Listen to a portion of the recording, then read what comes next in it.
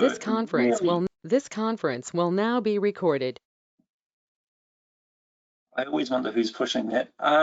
Okay, welcome to Lamentations chapter 1. Tonight is all about the affliction of Jerusalem, of Israel, Judah. So what I'd like to do just before we read through chapter 1 and start to go through the rest of the slides, let's do a real quick recap. And then once done the recap, we'll read the chapter and then we'll have a look at the key theme that comes through Lamentations 1 and then dive into a couple of verses around the theme and around the chapter breakdown that I kind of feel I may have found. You can jump in and say yay or nay if you agree or disagree. So definitely please make this an interactive night. So what did we learn last week? Can anybody tell me what were some of the key themes? What were some of the tones that we looked at last week that come up in Lamentations?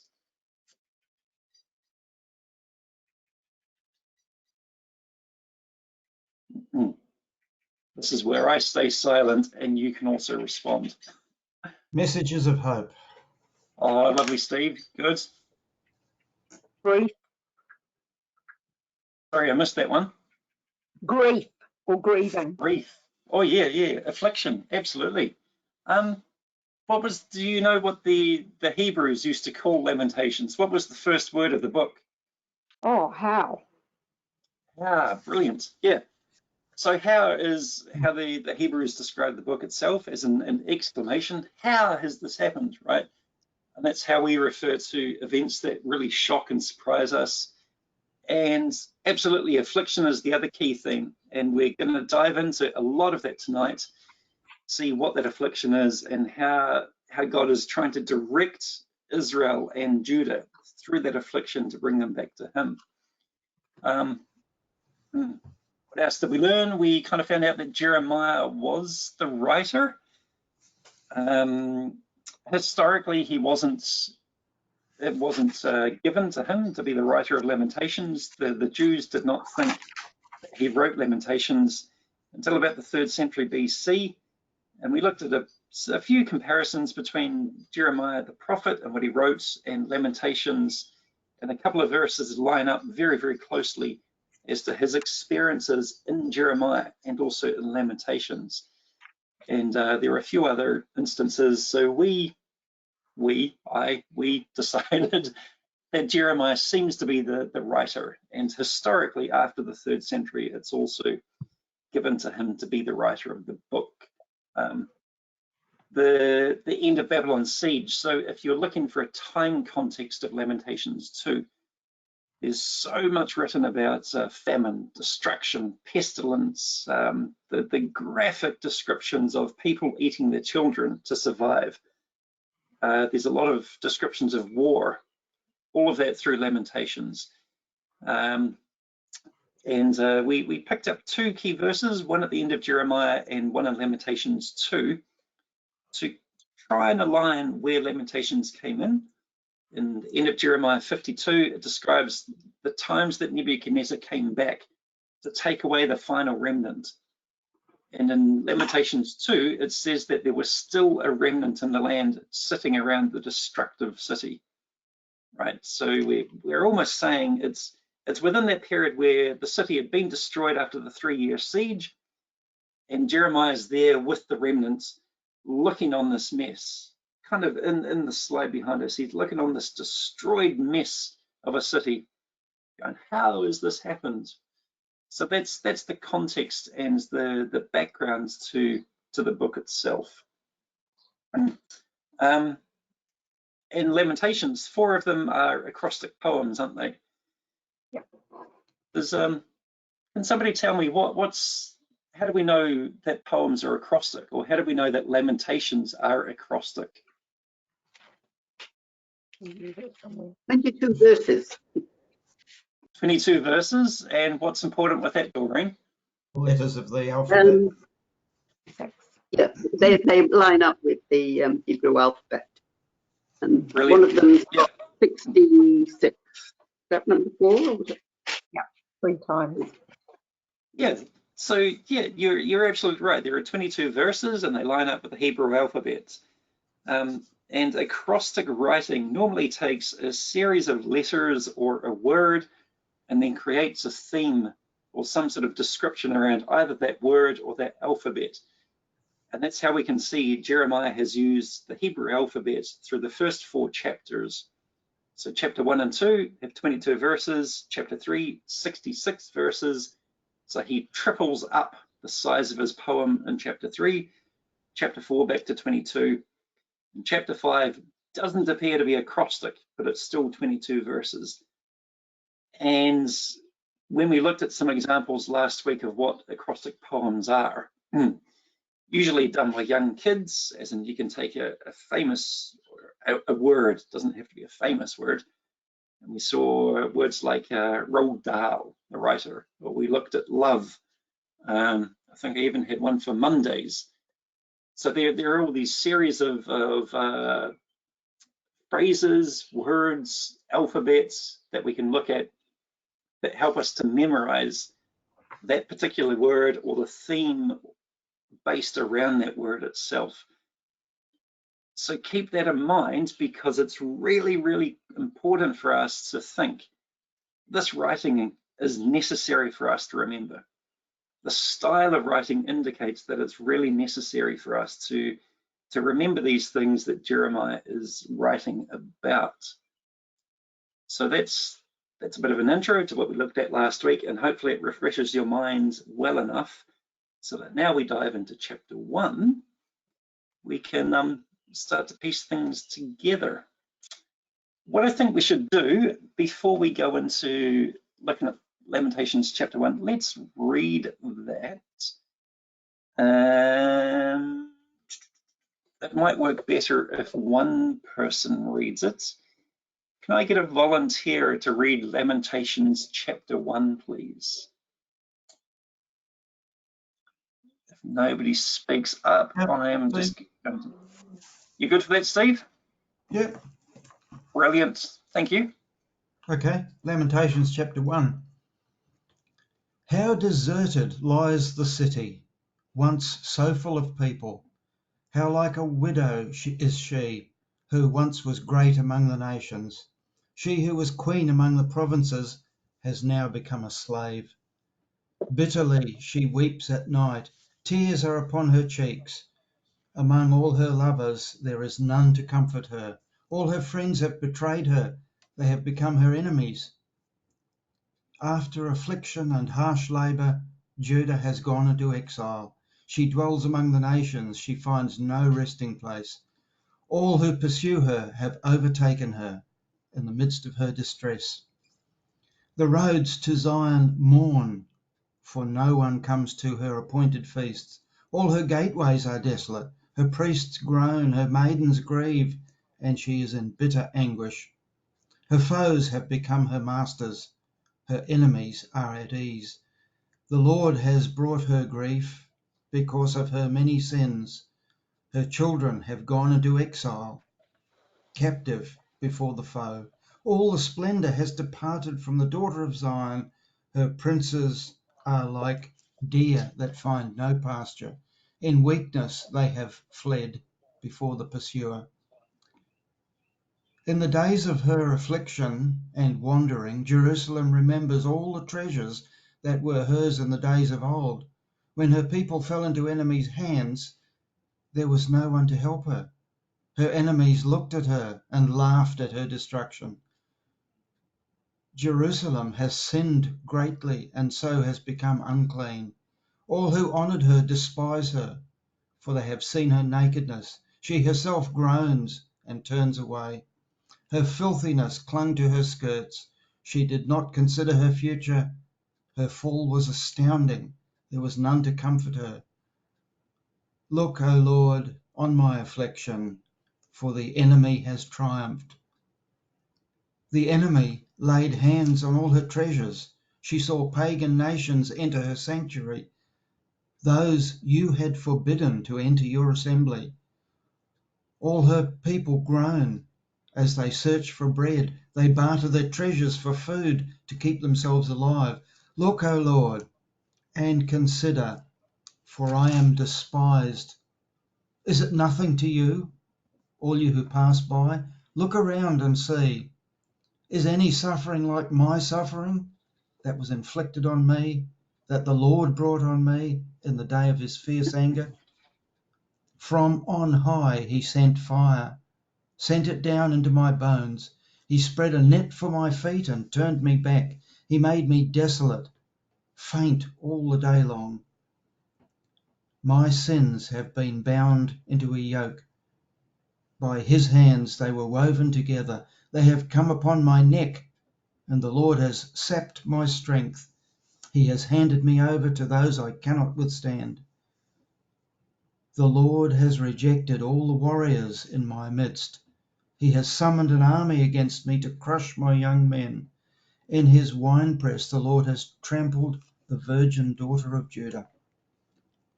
This is why I weep, and my eyes overflow with tears. No one is near to comfort me, no one to restore my spirit. My children are destitute because the enemy has prevailed. Zion stretches out her hands, but there is no one to comfort her. The Lord has decreed for Jacob that his neighbours become his foes. Jerusalem has become an unclean thing among them. The Lord is righteous, yet I rebelled against his commands. Listen, all you peoples. Look at my suffering. My young men and maidens have gone into exile. I called to my allies, but they betrayed me. My priests and my elders perished in the city while they searched for food to keep themselves alive. See, O Lord, how distressed I am. I am in torment within, and in my heart I am disturbed, for I have been most rebellious. Outside the sword bereaves, inside there is only death. People have heard my groaning, but there is no one to comfort me. All my enemies have heard my distress. They rejoice at what you have done. May you bring the day you have announced, so they may become like me. Let all their wickedness come before you. Deal with them as you have dealt with me because of all my sins. My groans are many, and my heart is faint. Brilliant. Thank you, Steve. Yeah, I mean, when you listen to somebody read that chapter, as we have just done, it does really make you think, why on earth has Jeremiah written it this way? Why is it a poem? Why does he want us to remember this? It's probably why not many people look at Lamentations. It's sets quite a dark tone, doesn't it? Chapter 1, I think, has this as a key theme. Now, this phrase comes out about 6 times through this chapter, okay? I think we'll just quickly go through, see if we can find this phrase as in no one can comfort her, or none has come to comfort her, or the comforter has gone far from her, etc. So there are 6 verses where this idea of the comforter is no longer with Jerusalem. So I think if we go through very quickly, find the verses where this occurs, then we can see how the theme develops and in what aspect she has lost her comfort as well. Take a very quick scan through if you want to, and then either shout out the verses that you find with the phrase in it, or write them into the chat. Sorry, I didn't hear that one. Verse 2. Verse 2, good. Where's that one, Steve? Among all her lovers, there is none to comfort her. Brilliant. So her lovers have departed. They're not comforting her. It's in verse 2. 9. Verse 9. Oh, yep. That's always the benefit to be the reader. Her fall was astounding. There was none to comfort her. Good, good. Yeah. No more comforter. Her collapse has been awesome. Verse 17. 17. There is none to comfort you. Oh, good. Yep, she's spreading forth her hands as if begging for help. Nobody is there to comfort her. Good. In verse 17. Verse 16, for a comforter is far from me. Is that included? That's brilliant. Yep, that is the one they're adoring. Yep. I actually think that verse 16 is God himself, because the comforter, right? So it's a specific comforter, as in the comforter. So for my personal thought, I feel verse 16 is referring to God. And we'll look at that in a few minutes. 21. 21. Anyone? And then there's verse 21. Verse 21, they have heard that I sigh, but no one comforts me. Good. And did we get the last one? It's early on in the chapter.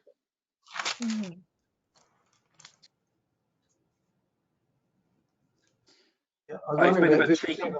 I was wondering about verse 7. There is none to help me. There's none to help. Brilliant. Thank you, Uncle Dave. I was being slightly cheeky with that one.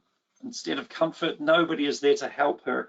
It gives the same idea, the same thought. It's not explicitly comfort, but nobody is there to help, to assist, right?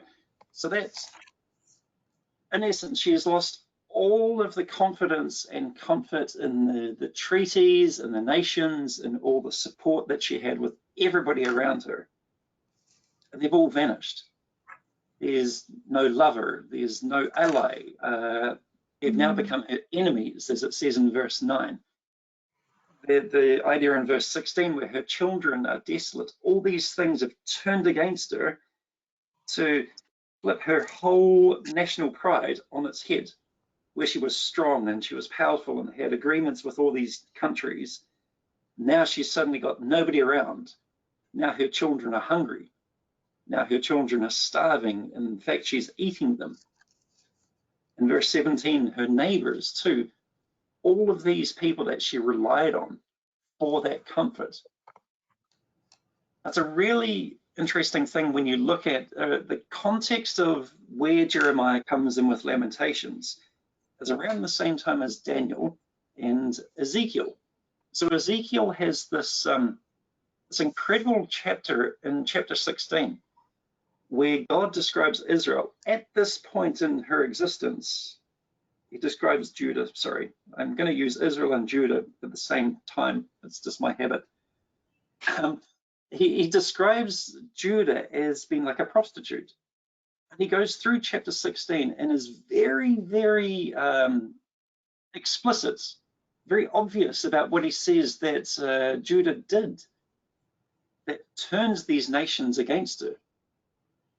Like he says in those verses 20 to 27 of Ezekiel chapter 16, look, you've sacrificed children to idols. You've offered yourself to everyone who passed by.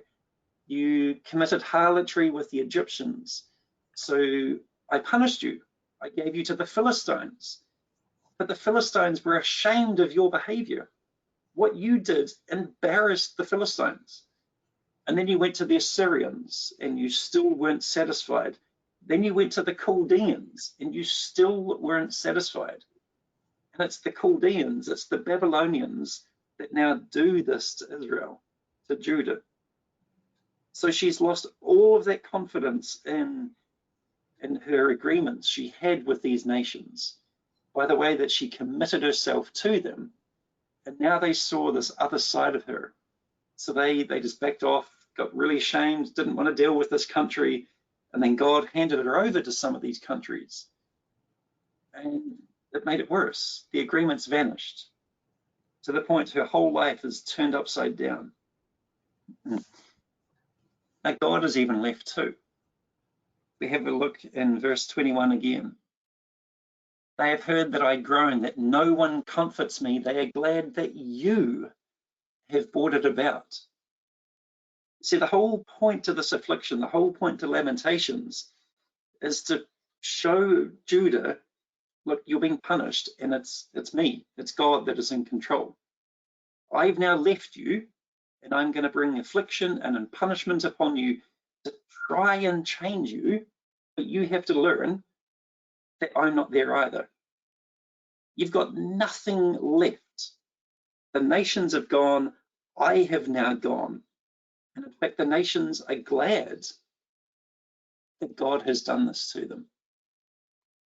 So it's a really interesting thought to see how hopeless man can get, when a nation can get, even when we get to such a deep state that we feel nothing is left for us, right? We can fall so far down a pit of, I don't know, woe is me, or it's kind of sinful thinking, where we leave God in the sense that he's also departed, and we feel like nothing's left, right? We've got nowhere to turn around, nobody to rely on, no shoulder to cry on or support to pull us out. So think of those moments in your life and put that into the context of Judah at this very point that Jeremiah is writing this poetry. That's what he's trying to say. That's the feeling that he has, and I believe that's the feeling that God is trying to bring across to us. Forget about how there's nothing left to support to just lead you on doing what you want to do, or even pull you out of that problem. So that's the theme, I think, comes through this first lament. It's about the fact that all the comforts that Judah relied on is now gone. So keeping that in mind, if we break this chapter down a little bit, I think the first 11 verses are general afflictions. They're definitely very harsh words around the actions that Judah was still taking, the lifestyle that she still wanted to lead. You look at verse 12 through to roughly 17, 18, 19, and there's a change in the tone of the lament. It changes from very much afflictions coming upon her or the evils that she has done, through to the consequences of it, through to a mindset that is now turning around in her, if not in Jeremiah himself. And then in the final few verses, there is the prayer to God. As in verse 20, for instance, see, O Lord, look at what is happening here. This is now direct prayer back to God. And this happens quite a lot. There's always the prayer at the end of the lament. And we get that in roughly verses 20 through to 22. So what I've done for the rest of the lament is not look at every single verse, but I've just pulled out selective verses that really struck me at the time that I read through, and just expand on some thoughts that come out with these verses that or these thoughts that Jeremiah has written down for us. The idea that the comfort has now left her. So there's a really important thing to think about, that she now has no rest amongst the nations. Her punishment is such that she's got nobody to go to sit down and rely on for a bit of comfort, for a bit of hospitality, just to talk her through things, right? Whatever we need in that state, you know how you feel when you just need people just to listen or lead you through. There is no rest for that with Judah here anymore. Judah's rejected God so much that he's done everything for them. If you think about it, up to this point, it's like 400-500 years of existence as a nation, if not a little longer. And he's tolerated so much through their history. And now he's just rejecting them, turning back over to the nations. So they want to be like every nation, every other nation around them so much. Even from the beginning, that's why Samuel lamented to God. Look, they chose a king and not you. They want a king to be like the other nations around them. And now they're ignoring you. And God knew that. God knew that's what was going to happen. And he knows that when we desire things that we want, that are contrary, that are against his decisions, against his will, He knows what's going to happen to us, but eventually he will give us those things. Just as Paul says, right? If to the Romans, as they did not see fit to acknowledge God, God gave them over to their desires, and that's what he's doing here to Judah. So many times throughout their history, they wanted to be like the nations. They didn't want God, and God tried to stop them. And they went back to the nations, and God tried to stop them time and time and time again. And now God's saying, okay, you want it, here. This is the life that you want, right? Now you have no rest among the nations. Her foes have even subjected her. Her foes have become the master. Some translations have subjected or master. There's a thought that this is a Hebraism, as in a Hebrew phrase. That means her enemies have now become her head. I'm sure that we can very quickly see the analogy of the head. Christ is our head. God at this time in Judah's history should have been their head. And they chose the wrong head. They chose the wrong leader, the wrong minds to control and direct them. And now that her enemies have become their head, Ezekiel says, again in chapter 16, Ezekiel says, they will destroy your idols. They will take away the things that you love to worship. They'll strip off your clothes. They'll take your fine jewelry. They'll leave you naked and bare. They'll even gather around you to stone you, to thrust you through with swords or spears or any other weapon of war. They're going to burn your houses. They're going to execute judgment on you.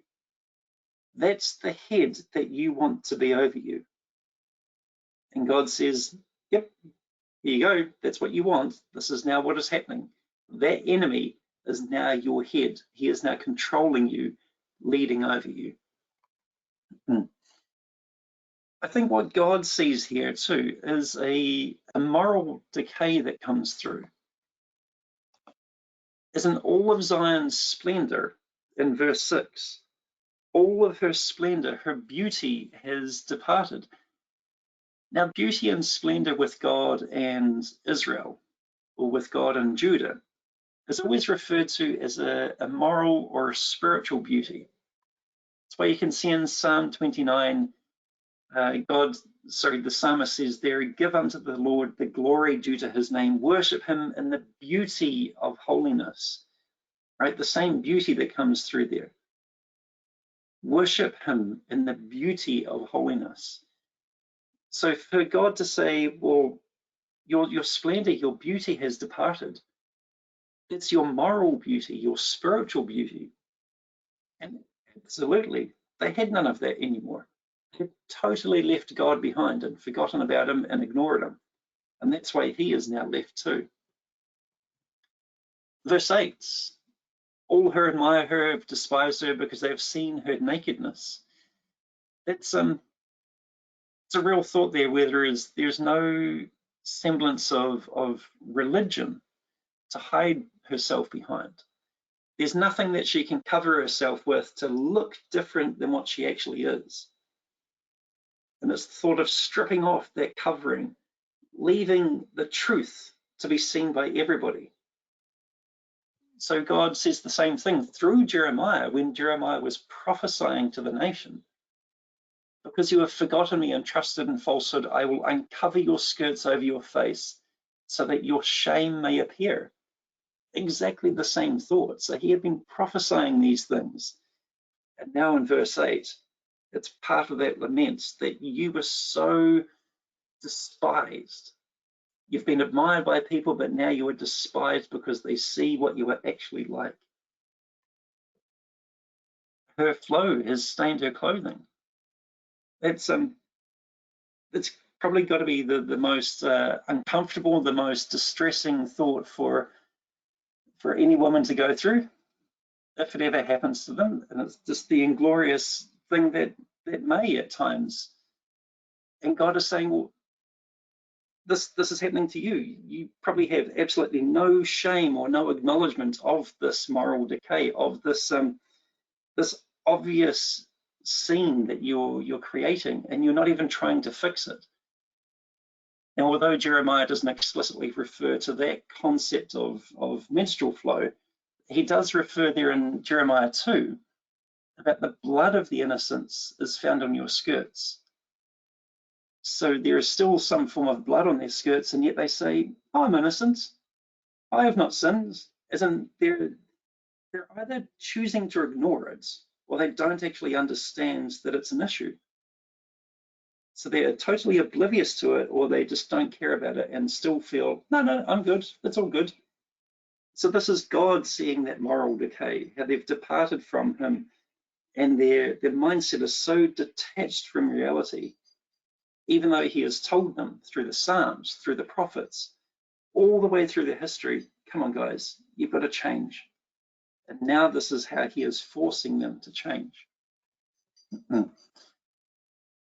Here's a really interesting thing. Judah only sees the lost power. Although God is pointing out the moral decay in those few verses, what Judah sees is the lost power. As in verse 7, she remembers all her treasures that she owned in the days of old. The city is destroyed, the entire country is gone, the temple's been ransacked, as in demolished down to the last stone, all the items gone out of it. God himself is now left, and what she is doing is thinking about what it was like before. Oh, Jerusalem was a beautiful place. The temple was amazing. We had all these priests in fine garments. We were sacrificing. We had nations coming to us to pay tribute. It was incredible. She's remembering those pleasant things. Even verse 11. Here's an amazing thing to think about. Her people are groaning as they search for a morsel of bread. They're trying to exchange their valuables for food to stay alive. Imagine getting to that state where your treasures, your wealth, your gold and your silver, your diamonds, or whatever that wealth might be, is something that you hold on to the very, very, very last minute to then try and get bread. And the entire country has been destroyed. There's no food. The 3-year siege has taken everything. And they're trying to swap this worthless treasure for something to keep alive. That's the kind of power that they still had in mind. They had in mind the temple and the city and the priesthood and the sacrifices and their wealth, and yet they can't even get their heads around trying to live, trying to eat, trying to survive. Ezekiel follows that same thought. See, God is saying in Ezekiel 24, I will profane my sanctuary, your arrogant boast, the desire of your eyes, the delight of your soul. You see how Ezekiel is there referring to the sanctuary, to the temple. It's the thing that Judah boasted in, the thing that Judah saw as being their treasure, being their delight. Then he carries on, I will take it from them. I will take that stronghold from them, the joy and the glory, the desire of their eyes on which they set their minds. So that's what they had focused on so much. Even now, as Jeremiah is lamenting, they've still got part of that treasure, part of that desire to focus back on the wrong thing, and they can't even survive. There's it's kind of an irony to sin in some respects, isn't there? Or to the things that we focus on in the wrong way. That we hold on too much to things that we desire, even to the point of death, before we understand we have to let it go. In fact, we probably grasped it so tightly, we can't, our hands or the concept of it in our minds, we can't release. Because it's just there, and we can't release it to get what is actually essential to live. Or what we're trying to purchase to survive. That treasure, it won't buy bread. Nobody wants diamonds or gold or a temple, because they also don't need it. They need bread too. You see, the transaction is never going to work in the state that Judah is now in. So I think it's a fantastic analogy, a fantastic description of how sin, how our desires can bring us so far down, and as we hold on to them too long, they'll never help us to live. And it's a really tragic story to see that's what happened here with Judah. But I think here's what God is trying to do. He's trying to get humility out of his people. That's one of the key points of affliction, isn't it? Most of you, I'm going to say all of you online, apart from Ella, if she's anywhere, there she is. Ella is also not a parent, but all the rest of you are parents, apart from Asher and Nat. Just checking. So, as a parent, and we're all children anyway, so we've suffered affliction, but we also afflict. But we're always trying to train and teach when we afflict. We're not psychopaths, and we don't just smack and punish because ha ha ha, what the heck. And I don't think that's what God is doing here either. He's trying to teach something. And I think the next few verses show us that he's trying to get out of them some humility. Verse 12, is it nothing to you, all of you who pass by on the road? Isn't they're now in this desperate state, and people that are walking past back and forward, just looking at them, what the heck? What's happened to you? Did you trip? And their response is like, can you not see what's happened to us, right? Look at what's happened to us. How has this happened to us? Daniel's got this incredible thought in chapter 9, where he says he's confirmed his words, which he spoke against us and against our judges who judged us, bringing upon us a great disaster. For under the whole heavens such has never been done as to what has been done to Jerusalem. Up to that point, if you take Daniel's words as being literal, definitely literal referring to Judah, this was the worst thing that had ever happened to them. And if you take Jeremiah's words here in verse 12 as literal, people walking past and seeing that destruction, can you not understand what's happened to us? You can just hear it. You just get that feeling. That's the vibe coming through. I weep because of these things. My eyes overflow with tears. Now, we looked last week at the things that happened to Jeremiah. At the times that God said, don't pray for your people. You're not getting married to anyone of these people. Your family's trying to kill you. You've been cast into a deep, deep pit, a well right up to your elbows. And now here, at the end of everything, he's still saying, I weep because of these things. There's still a sense of humility, of empathy and compassion for what his people have gone through. And he even says back in Jeremiah 9, either my head were waters and my eyes a fountain of tears, that I might weep day and night for the slain of my people. He's very much an emotional man, definitely an emotional man. And I think there in verse 16 too, he's bringing across that feeling once again, that desire to feel that compassion, that empathy for the state of how his people had fallen so far. The Lord is right to judge me, he says. Yes, I have rebelled against his commands. There's that acknowledgement. It's not, oh, the nation's done this, it's all their fault. It's like, no, the word is, I have rebelled against his commands. The Lord is right to do this to me. The Lord is right to do it to the nation. The same thing, there's the acknowledgement, there's the understanding that what is happening is deserved.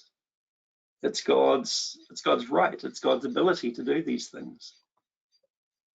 Even as David says, judge me, O Lord, in Psalm 7, according to my righteousness, according to my integrity. Judge me according to the things that I have done. Doesn't stand up and start to to see that these things are happening to you for a reason. Start to understand that it's actually you. The focus is on you, to change you, to turn you, to make you see God, to even acknowledge God, as Jeremiah does there. That God is right to do this. It's me. I have rebelled against his commands. Then we come into the prayer in the last few verses. Probably one of the interesting verses I see there is verse 20. Again, look, O Lord, see that I am in distress. My stomach is in knots. My heart is overturned, for I have been very rebellious. There's the prayer of the afflicted, isn't it? There's the prayer of somebody who is now understanding and knowing why there is punishment. See that I am distressed. Understand this punishment is hurting me. My soul is troubled. My heart is overturned. It's all getting deep into the pit of my stomach, and it's just going, just really tearing me up. I know that I was rebellious. And there's a Bible commentary which goes through some ideas and some concepts of what rebelliousness can be in the Bible. There's a whole list there. Take a quick minute to look at that list yourself. But as you read through some of those things, think about the attitudes that would need to be changed to turn somebody from 2 or 3 of these points, from any one of these points, to turn them around and actually begin to acknowledge that God is right, that God is righteous. As if you have a very light view of sin, who's God? Doesn't care. Partial confessions. Yeah, I only told a little swear word. Didn't get angry, just subtle things. Beginning to develop rebelliousness. How much does it take to afflict and punish, to turn somebody right around, to come back to God and say, that's me. I am all that, and I deserve what you're doing to me.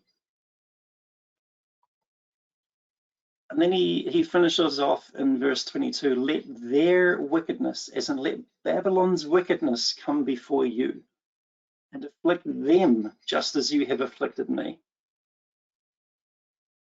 There's a fascinating comparison there between what Jeremiah is doing here and what Revelation 18 says about Babylon in Revelation.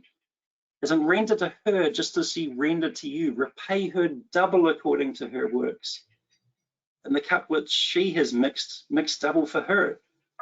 As in, destroy her twice as much as she has destroyed me. So it's wonderful to see that they're now understanding, okay, God has chosen this nation to bring this affliction, to bring this punishment, but they've gone far too far in their punishment. And now they've come back to God and saying, look, please, we can't come back to you if you don't help to save us, if you don't bring us out of this destruction, if you don't assist us and help us through this humility. And part of that humility is to acknowledge, well, Babylon deserves just as much as what we got. Because Babylon also deserves your justice. And the world deserves to see that God's justice would be powerful and glorious and conquering, even over a nation like Babylon too. So I think maybe 1 John has a good little summary there for Lamentations 1. It's about confession, isn't it? It's about understanding that we are responsible for what happens. It's about acknowledging God, God's faithfulness, God's truth. God's word is sure that if he says, look, I'm going to punish you, he will eventually punish you. But he does it for a reason, to allow us to see, okay, we need to acknowledge our life. We need to acknowledge the things that we've done, the wrong things. And we need to confess these things and seek for God's forgiveness to cleanse us from all unrighteousness. So then next week, we're going to look at where that affliction came from, the source of the affliction. That is all. Thank you.